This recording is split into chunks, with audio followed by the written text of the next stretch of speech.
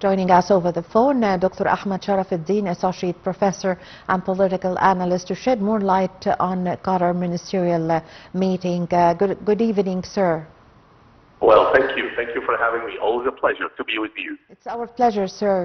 How do you see the importance of and the timing of this ministerial meeting in Qatar, on top of which is participating the Egyptian Foreign Minister Badr Abdelati?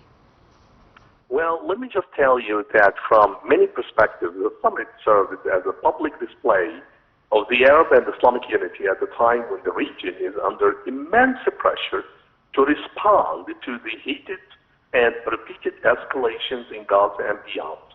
For months, the Arab street has been calling for a stronger collective action against what is seen as indiscriminate Israeli aggression, and the strike on Doha raised the stakes considerably by extending the conflict's geographic footprint.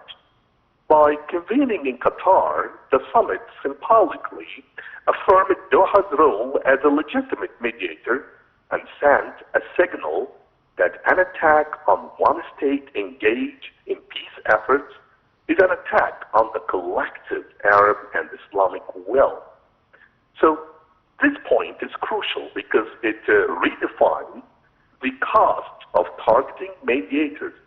If left unanswered, such attacks would set a dangerous precedent that could intimidate other states from hosting negotiations and thereby collapsing the few remaining avenues for dialogue.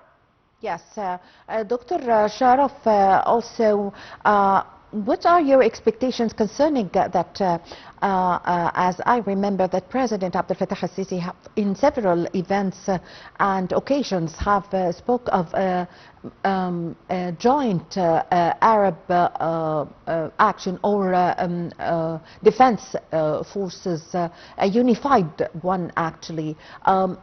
Do we expect any kind of treaty or agreements concerning a joint or a unified defense, Arab defense in this meeting?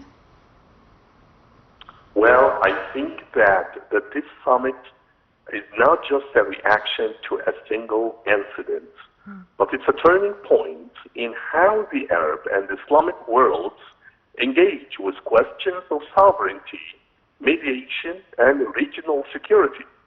It provides an opportunity to set a precedent that attacks on mediators will not go unpunished, and that the Arab states are capable of coordinated, decisive action. In my humble opinion, Egypt's participation also shows the summit's impact by injecting legitimacy and operational capacity into the process.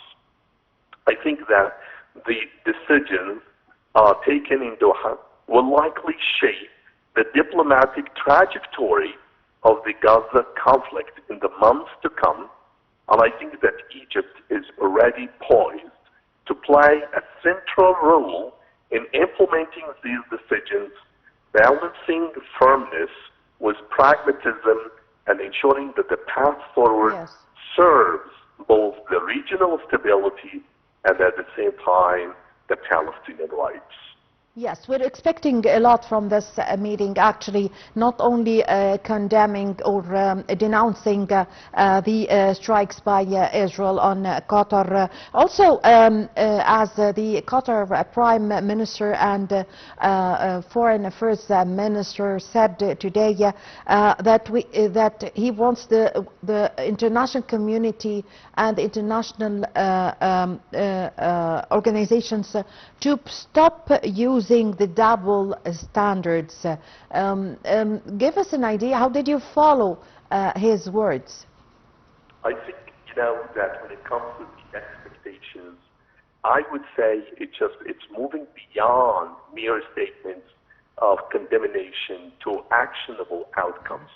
I would suppose and I would expect a roadmap or a timeline for diplomatic measures or probably sanctions, concrete humanitarian relief measures for Gaza, coordinated legal action or recourse in international bodies, It shows also that this is not just a summit with declarations, but this one that could change the dynamics on the ground, deterring future violations and reinforcing sovereignty.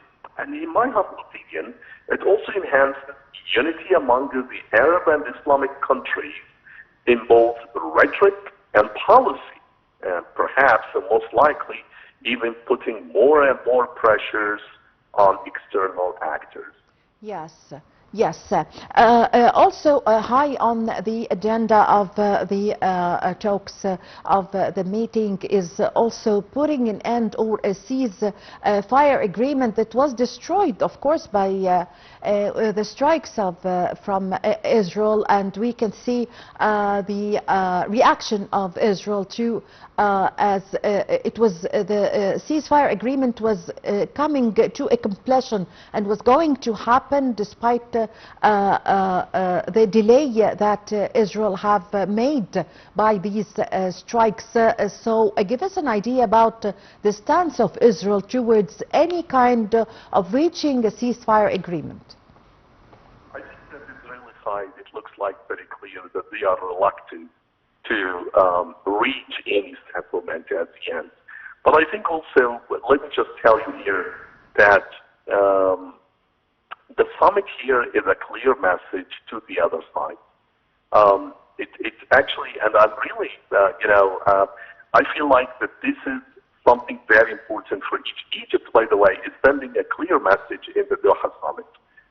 Yes. It's a message that is, it's not just the solidarity, but it's not also the commitment to the Arab sovereignty. It's not also a pragmatic de-escalation, but it's more about pushing for a legal, diplomatic, and collective response that can uphold the international norms and at the same time avoiding uncontrolled confrontation. So I think here that the message to the other side, it is ceasefire is something that is the first step. This is something that is required today. We are witnessing one of the most disastrous humanitarian crises in our recent history. Yes. So I think that one of the expectations of the summit is just to find a way out for the critical situation, and I'm very, very sure that there will be a light at the end of the tunnel. Yes, I thank you very much for your time. Thank you for your valuable information. Dr. Ahmed Sharaf, Associate Professor and Political Analyst, was shedding light for the Qatar Ministerial meeting. Thank you very much for joining us over the phone. Well, Egypt have condemned the terrorist attack that targeted Pakistani soldiers in northwest Pakistan, resulting in a number of deaths and injuries. A foreign ministry statement said that Egypt reiterates its firm rejection of all forms of violence, also extremism and terrorism.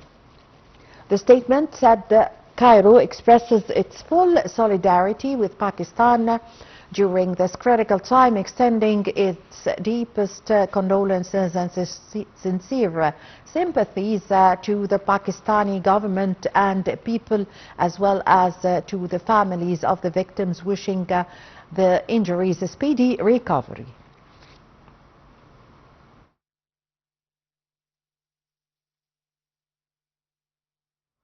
The 36th Zed Al-Izza aid convoy been launched from Egypt to Gaza Strip on Sunday within the framework of continuous efforts to alleviate the suffering of Palestinians in the Strip. Sources in Rafah border crossing said that convoy included aid trucks carrying tons of food, medical